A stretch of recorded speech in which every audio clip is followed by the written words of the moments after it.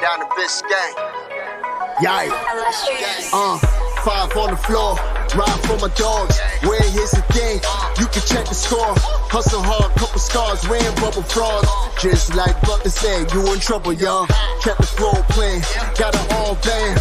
Y'all seen the block, stop with one hand. And Pat, we trust, it's power, have the guts. We're here to bring the heat, y'all can hang it up. Welcome to 5 on the Floor, a daily insider show on the Miami Heat and the NBA, featuring Ethan Skolnick, Greg Sylvander, and Alex Toledo, plus others from the 5 Reasons Sports Network. Well, hello, everybody. Just want to read you guys something. Let's start with this. Through it all, Cronin told himself, eliminate the emotion, the frustration, the fatigue. And most of all, Cronin implored himself, don't settle. Don't let yourself settle. Miami Heat won by 60 points tonight. They set an all-time record for assists. Jimmy Butler was a plus 42 in between watching tennis from the bench. Bam Adebayo made 2 threes in the game. Haywood Highsmith turned into Ray Allen. I got a text from someone very high up in the Heat organization that said, right as the buzzer sounded, how does Cronin have a job? Boom. There hasn't been a whole lot of fun stuff this season.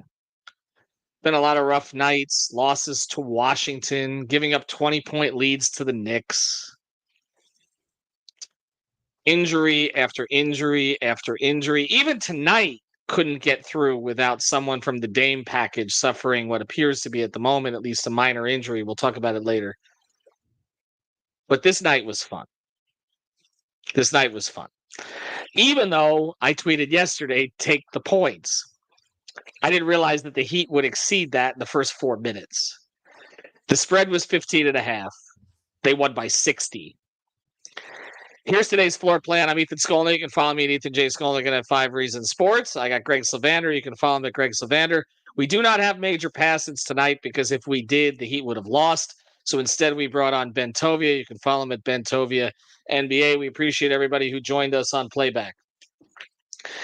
This was just catharsis, honestly. After everything that went on this summer, after the Heat had to deal with the Mickey Mouse organization, they had to deal with a bunch of, frankly, lies about them, their players, which were perpetuated by national media people, one in particular who sucks up to other general managers to get information and did in this particular case. And we should have written this all down in a moleskin notebook. That's the worst basketball team I've ever seen. And look, we can talk about wanting to tank, okay? I get it, Greg, to a certain extent. Like, you're trying to accumulate assets. What the hell are they going to do with those assets? They had on the floor tonight, there's no Malcolm Brogdon, there's no Robert Williams, right? These picks that they're going to get from these other teams, whether it's Golden State, they're going to F them up like they've F'd up all the other ones. You've got Blazers fans on there going nuts about how Scoot doesn't run back on defense. This is the kind of culture they've put him into, and so he's not going to develop the way that he would in another organization. They pick up Ayton. And the perfect thing tonight is Ayton goes for 18 and 8 in a game they lose by 60, which just is the most dominating thing ever.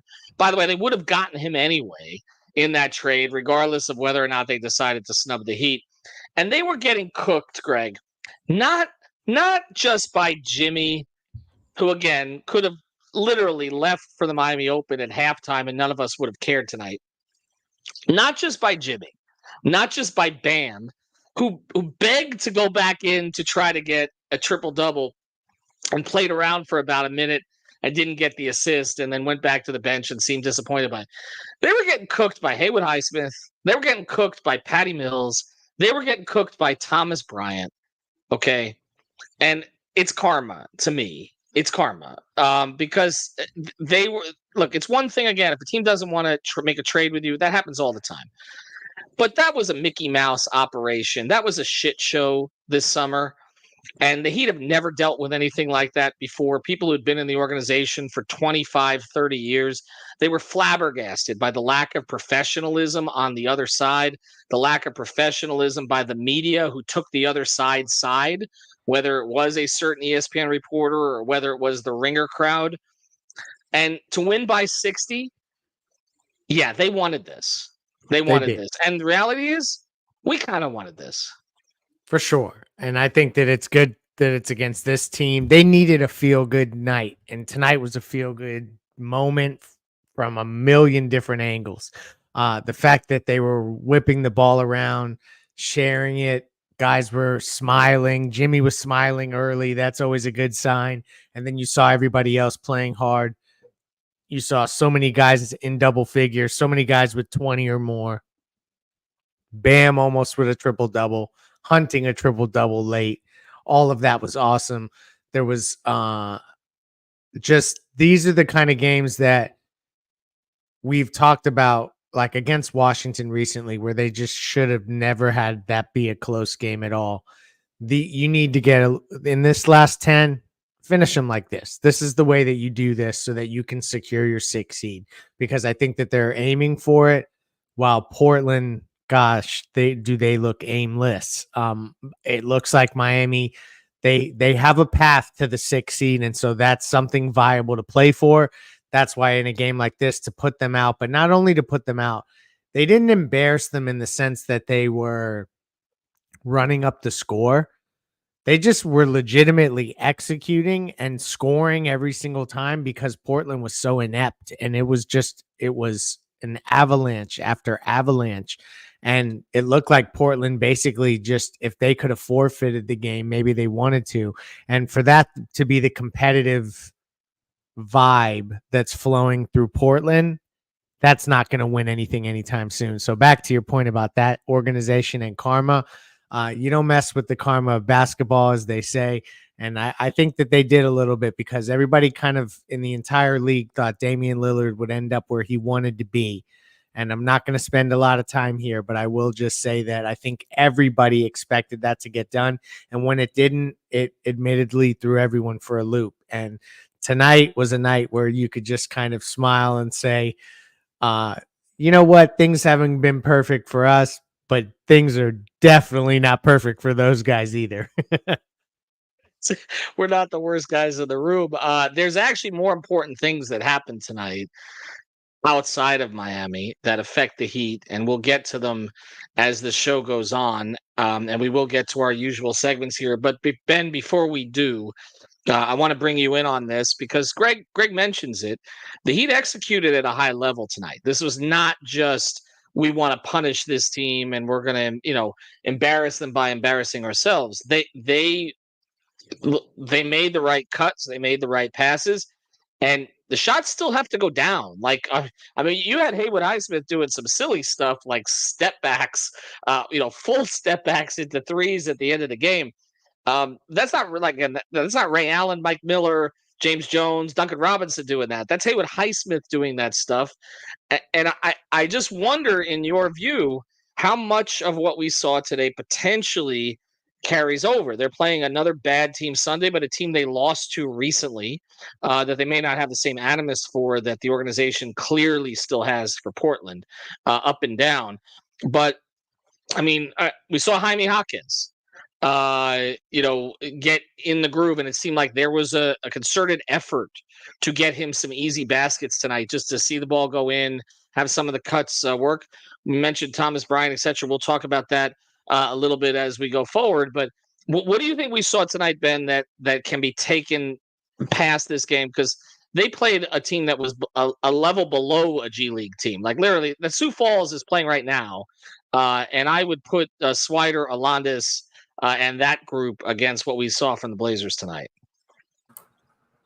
Yeah, Cole Swider's having a game and a half tonight. I think he's got like 33 right now. But things that can carry over, I mean, I spent the entire game on playback, and if you guys aren't with us on playback, you got to get over there. It's such a fun environment to watch basketball in. But I think our guy Matt made the point early, like they're cutting with more purpose than they have recently in this one. And like it felt like there was a concerted effort. Like this team is going to be lazy with their defense. We can get them on these backdoor cuts. You saw a lot of dribble penetration from Terry Rozier, Jimmy Butler, kicking it out to shooters, kicking it to cutters. Jaime got, I think, at least 3 layups just off of well-timed cuts. Like that's the stuff that this Heat offense under Eric Spoelstra has been so good at over the years. And it's the stuff that they've kind of been not as good at this season, to put it lightly. Like it feels like there's been a lot more standing around, ball watching, things that, from my memory just wouldn't fly in past years. But that's the kind of stuff. I mean, they set a franchise record with 41 assists tonight.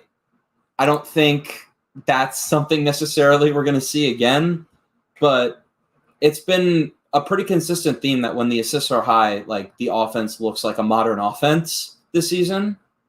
I remember that Kings game when they broke the 7-game losing streak. They had 31 assists on 36 made baskets or something like that. Like when they are clicking in that way, when the ball is moving around like that, they look like a team that can contend. And that's kind of what we want. You're talking about other things going on around the league.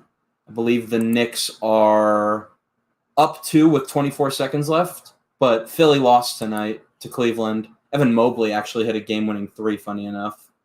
But I want to get into that. We're going to hold that for a little bit to later. But I think what you're kind of getting at is, again, there was purpose tonight from the beginning.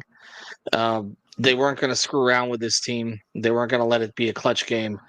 And a lot of it started, honestly, I thought early with Rozier, Greg, who I thought was good. And look, these are the types of games he should play at this level. Yep. We've that we've talked about whether he should be more aggressive at times or all the rest of this. Again, they still don't have Hero. They still don't have Duncan. Jimmy's just coming back into the fold, and you want Rozier to play a game like this where, again, he's attacking, but also the threes in rhythm at this point. And I said you don't want him to burn too many of them tonight because we know how streaky he can be. You said don't bring that energy to the postgame show, but it has been kind of a signature of Rozier's career that he'll have like 1 or 2 games like this from 3, and then it's like, okay, there's a 1 for 11 spell, and then you kind of come out of it. But I honestly, he's not going to be the gamer of the night, and Bam's not going to be the gamer of the night because we don't get an opportunity to give the gamer of the night to this person too much. And also, it's kind of funny that this is the gamer of the night against Portland. And now on 5 on the Floor, it's time for the Gamer of the Night, sponsored by Rock Esports Center, the place to eat, drink, and play all day. Host your next birthday party with them. Located at 15305 South Dixie Highway in Palmetto Bay, they've got a 5,500 square foot state-of-the-art center equipped with all the high-end power. Play all-day passes available for just $25, but if you mention 5 reasons, it's just $20. So mention 5 reasons or 5 RSN. You get to play all day for $20. And now, the Gamer of the Night. This stat line is just ludicrous. We could have gone with any of about 5 guys tonight. I mean, we really could have gone with Haywood. Has he missed he missed 1 3 tonight. Has he missed like more than 3? I mean, he's like 18 of his last 21 from 3, and gave you 20 and 6 tonight on 7 of 9, shooting 5 of 6. But I mean, it's got to be Thomas Bryant, right? Like 20 minutes. First thing, man was going to lose his job tonight. Like Kevin Love is back. He's He said, ready no. He's like, nope. I see. Look, there are guys on the other side. Who are these people? Reith, Baji. I follow the league pretty damn carefully. I really do. I really don't know. Their bench, I only know 2 guys off that bench, honestly, and that's Banton and Thibault. And Thibault, right? And then because again, Sharp's not available, Simons isn't available, Brogdon's not available, Robert Williams isn't available, Joe Cronin's not available. It's funny. Bally's we'll get back right a second. Bally's put out a tweet. Reith with the slammer. Cuts the lead to 42. Bally's Miami, or Bally's Florida that put out that tweet.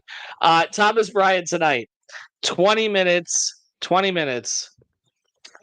11 of 16 from the floor, 1 of 3 from 3, 26 points, and 12 rebounds. I'll say this for the guy. He plays hard. He does. You can tell he cares. I think after the Dedmon experience, kind of what they dealt with last year, Yeah. they He's just not wanted that. somebody. He's not that. He cares. He has limitations. There's no question. He is exactly as advertised as a player, which is that he'll give you these scoring spurts, right?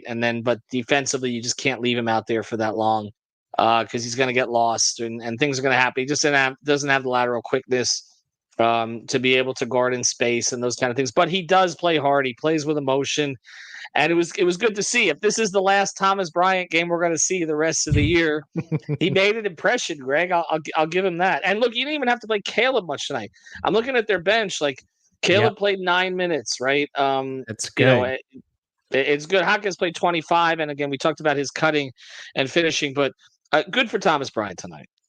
I love his energy, enthusiasm. I also want to give a shout out to Terry because Terry made a concerted effort to find Jaime early on a couple easy buckets and really get him in rhythm. And I thought that was an important part of Hawkes starting to play better. So shout out to Terry Rozier tonight as well. But Thomas Bryant was the star of the show, 11 of 16 from the field. I mean, what are we doing here? This is a Shaquille O'Neal-like performance from him off the bench. And it's a feel-good night just because it's just funny that your opponent is the Portland Trailblazers with a whole myriad of players that I don't really even know very well. And if that makes me a casual, then I guess I'm a casual. But a lot of those guys off the bench tonight were really names that were not familiar to me. And Ayton couldn't do much when there was moments where Thomas Bryant got to match up against him. So all around, shout out to Thomas Bryant for bringing the anti-Dwayne Dedmon energy because you know you're going to get enthusiasm. You know you're going to get the disposition of a player who hustles. He may make mistakes, but you know he's going to be, kind of run through a wall for the team. And that's a cool part of Thomas Bryant. We'll get to the play of the night here in a second. I just we've talked about Rozier. I'm seeing some comments here, and I just want to hit it a little bit as we go forward. There's a comment here, and we try to get to all our commenters here on the live show, which goes to the YouTube channel before it goes to the podcast feed. And this one comes in. Jimmy looked disinterested again tonight. If he's going to be a plus 42 in 24 minutes, I'll take disinterested. I mean, he had 8 assists. This is not the game I'm going to worry about it with him. Sunday, obviously, look, they need to get that one on Easter Sunday in Washington. They can't screw around like they did against Washington previously. But we know what the games are on the schedule that they got to get. Okay. And it's looking very clearly right now that Indiana game, the one up there, is as must win as you're ever going to have. I cannot see really a path as I look at the Pacers schedule and some of the teams that the Pacers still have to play, the Nets a couple times included, how the Heat can possibly grab the 6th seed without winning that game in Indiana. Agree. Right. So honestly, if Jimmy wants to give this performance like for the rest, but actually turns it up in Indiana, gives you 43 minutes and gives you, a 28, 7 and 8 performance, okay, on high efficiency with a couple of steals, you'll take it at this point. Okay, my thing with Jimmy has been in the games we've expected him to play with high intensity, at a high level against the really good teams. He hasn't. We've done that podcast over and over. He hasn't done that consistently. That Indiana game is going to be that game. All right, let's get to the play of the night, and then we'll get into some of the results around the league and how this affects the Heat going forward. And now it's time for the Insurance by Lynette play of the night, sponsored by insurancebylynette.com, an A-aggressive insurance agency. You can reach out to our friend Lynette at 954-581-8800. That's 954-581-8800 or insurancebylynette.com. That's insurancebylynette.com with 2 N's and 2 T's. Your best play for auto insurance, homeowners insurance, condo insurance, life insurance, or a retirement program. Reach out to Lynette at insurancebylynette.com. I'm going to let you choose. You're the guest tonight, Ben. What are we going with? Yeah, I mean, there's There's a bunch to choose from this one. I think I'm going to go early second quarter, about 9 minutes to go, kind of set the tone for the rest of the game. You got Scoot Henderson, kind of semi-transition, driving down the lane. Thomas Bryant comes out of nowhere on the weak side, gets a huge block. Ball goes to Jimmy. He's kind of pushing the pace. Thomas Bryant running the floor. You got to reward your big for running the floor. Jimmy hits him with the perfect hit-ahead pass, and he gets the layup. Put the Heat up 23 early, and they never looked back. All right, we'll give it that. You know what? We have to have a Thomas Bryant highlight in there. All right, let's go through some of the results around the league tonight because now we're in position to do so. The big one tonight was Philadelphia and Cleveland. And the significance of this is I know that some Heat fans have talked about trying to catch Cleveland. Cleveland has been stumbling in the standings, but Cleveland got everybody back tonight. This is the first time that they've really been fully healthy in forever, right? Or at least their core guys where they were actually able to start, Mobley, Allen, Strus, Garland, and Mitchell. Max came back, made 6 out of 9 shots, and they win at the end. They win by 3, and they got 25 from Yang off the bench from the minivan. And then Philadelphia, Maxey goes 7 of 26. Oubre goes 2 of 11 after By the way, Oubre got off easy with that fine. I mean, that was it $50,000 fine and no suspension for. He got 3 B words out there, and only got fined like $16,500 for each of them. I give him credit. That's good value. But Tobias Harris, 21, the great Mo Bamba, a favorite of our guy Eternal with 14 tonight, and the great Kyle Lowry. By the way, when did Kyle decide to start shooting? Like as soon as he got to Philadelphia? 7 of 12 tonight. Yes. As soon as he got there, 7 of 12, 4 of 8 from 3, 23 points. But Philly loses. Okay, now they lose, but the other result that the Heat really needed tonight was the result with the Pacers won? And the Lakers, and the Lakers just didn't show up. Greg, this is Halliburton and Siakam combined for 43. No, and both Anthony Davis and LeBron play tonight, which hasn't happened a whole lot. AD has 24 and 15.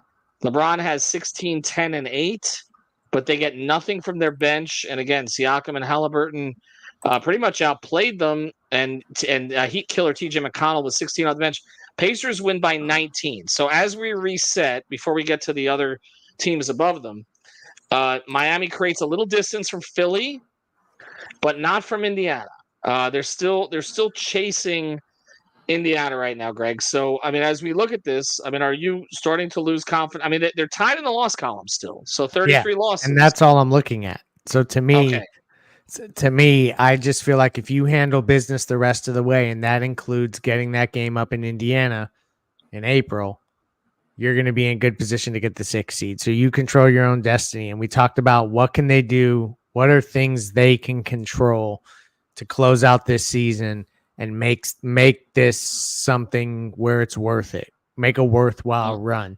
And so they've put themselves in a position where there's a path to do that. And they just got to go up to Indiana and get that one and take care of business in the other games, like the one that they had tonight, where they won convincingly, to say the least. And so to me, I still see a path.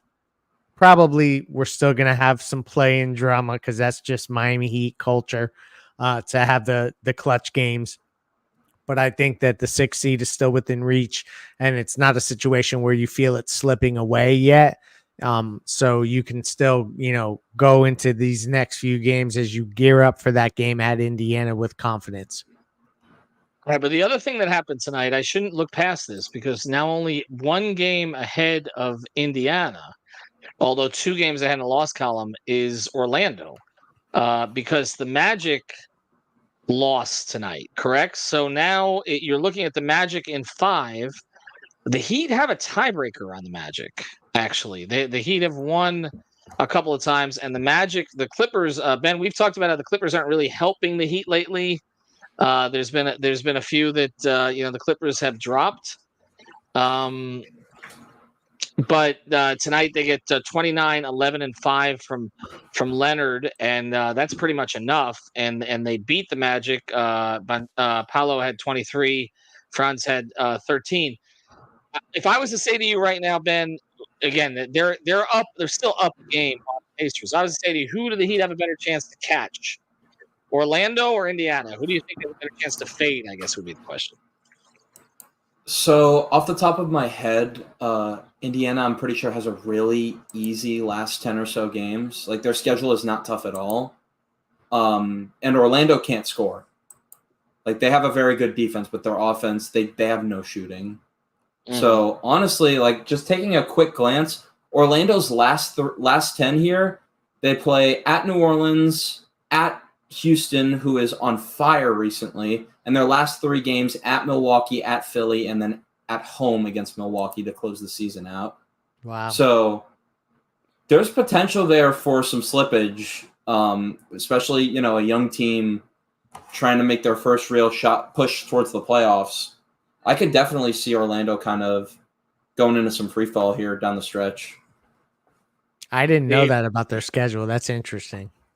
Well, because remember, when we came out of the All-Star break, Orlando had the easiest schedule. That was the thing. Miami was third easiest, but a lot of those games are gone at this point, and now you're looking at a different slate coming up on the end of it. Orlando's a younger team that might lose it a little bit down the stretch. It feels like Halliburton has righted himself. He really struggling to shoot the ball over about a 3 to 4 week span, but it's been a little better of late.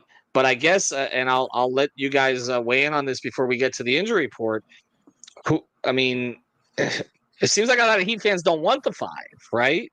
No, like they don't want both teams. We want 6 seed till we bleed, as we once said. We're back to that slogan again. Is that just to get out of the Boston bracket then? Because you're talking about, because we don't really know who the 4 is going to be. We don't care. So this is not about the 4. It could be Cleveland. It could be New York. It could still be Orlando, by the way, if they moved all the way up. But then you would need another team to drop above them. I'll just get to this, okay? To me, in a lot of ways, other than the Boston situation, which is, again, Boston's talent is there. Nobody's arguing with the level of, with the quality of starting lineup and rotation that they can put together. It's more about their mental state and their ability to win these games late and not go flat ISO with Tatum at the end with no imagination and just kind of fall apart, and Jalen and all the other things that happen with them. But I would argue that their talent level is higher than Miami's. I think you'd be stupid not to say that, okay? Yeah. But I look at the rest of the East, and I say it's about Miami. It's about how the Heat are playing, okay? And I say that even when we talk about Milwaukee or New York, or even Cleveland getting a healthy lineup back tonight. The Heat have no fear of Cleveland at all. The Heat have no fear of Milwaukee at all. Maybe a little more respect than they would for Cleveland, but I think the Bucks have some healthy fear of Miami. And the Knicks, I don't know. He going to play Brunson and Hart 48 minutes a game? I mean, is that really the way that this is going to go? Because he is. So quick. And at what quick point glance. does this fall apart? It's funny you mentioned that, because there's 41 seconds left in this Knicks game right now. They're down 2 to San Antonio in overtime. DiVincenzo's played 48. McBride's played 45. Brunson's played 43. Hart's played 41. Wow. The high man off their bench, Mitchell Robinson, has played 19. Tibbs has no trust past their top 5. But how is it even possible? Because what's funny is when he has a fuller rotation, right? When he gets Anunoby back, if he ever gets Randall back, he'll stop playing some of the guys that he's been playing 40-plus minutes at all. He won't play them at all, right? Yeah, Instead of giving him 15 to 20, you won't see McBride again, right? And Yes. so that he can play his top guys 40. I don't even think it's lack of trust. I think it's just laziness. He just is like the substitute. It's just because, again, give it to an assistant. Right. It's amazing. It's amazing. They went out of their way to make a trade with the Pistons for Bogdanovich and Alec Burks, and Alec Burks isn't playing, and Bogdanovich has played 15 minutes. Yeah, well, Burks they've soured on completely. I think I know Knicks fans feel like they got a player who wasn't even half of what they had before. But the Bogdanovich thing, anybody who's watched Tibbs over the years knew that he was although we believe Bogdanovich to be a very good player who would have helped the Heat immensely, okay? Yes. As a starting four, he's not a Knick fit. I mean, he's just not a Knick fit. All right, so let's pivot back to the Heat, though. Going into Sunday, again, got to clean this one up, win it easy. Doesn't have to be by 60. Don't need to send any messages to Washington. They don't care. I saw Kuzma was on Twitter today offering people floor seats, and people were saying, "Are you paying us for them?" So no, nobody cares. We know what it's going to be in that building. That's a Heat building. It always has been. It's like Atlanta or Orlando, except the product there is even worse. So look, just get the win there and settle in for the rest of the week. But I do think, all jokes aside tonight, that some good things came out of this, with the Heat getting a little confidence, seeing who they can be again.